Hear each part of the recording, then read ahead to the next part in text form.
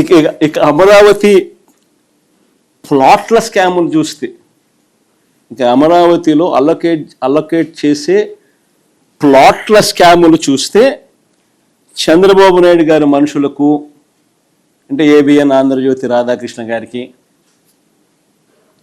అశ్విని దత్ గారికి, బలుసు శ్రీనివాసరావు గారికి,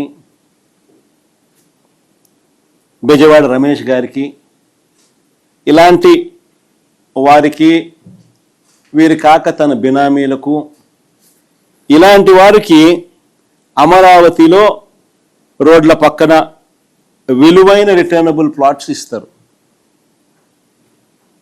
అదే సామాన్య రైతులకు వచ్చేసరికి వాళ్లకు చెరువుల్లోనూ, వాగుల్లోనూ, కుంటల్లోనూ వాళ్ళకి ఇస్తూ ఉన్నారు.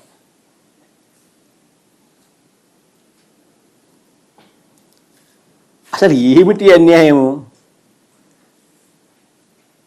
మొదట తీసుకున్న 50,000 ఎకరాలకే దిక్కు లేదని రైతులు అంటూ ఉంటే, ఇది పరిస్థితి అని రైతులు అంటూ ఉంటే, ఈ 50,000 ఎకరాలు సరిపోవని ఇంకొక 50,000 ఎకరాలకు రైతులను ఇబ్బందులు పాలు చేస్తూ, వాళ్ళు ధర్నాలు చేస్తూ ఉన్నా కూడా లెక్క చేయకుండా వారి దగ్గర నుంచి బలవంతంగా లాక్కునే కార్యక్రమం జరుగుతూ ఉంది. ఇప్పుడు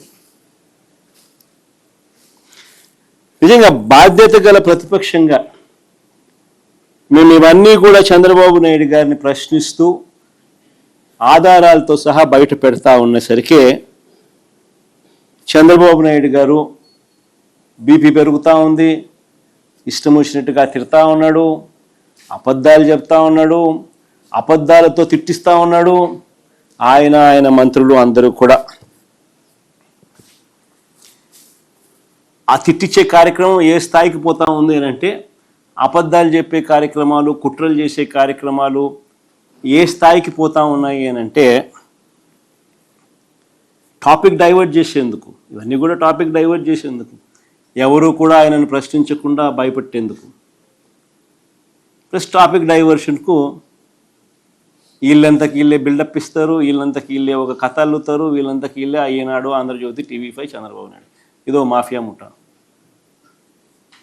వీళ్ళు ఏమనుకుంటే అది ఒక అబద్ధాన్ని వీళ్ళే బిల్డ్ చేస్తారు, ఆ అబద్ధం మీద వీళ్ళే దొంగ సాక్ష్యాలు, కేసులు కూడా వీళ్ళ అధికారుల చేత పెట్టించేసేస్తారు. ఇది జరుగుతూ ఉన్నది ఆంధ్ర రాష్ట్రంలో.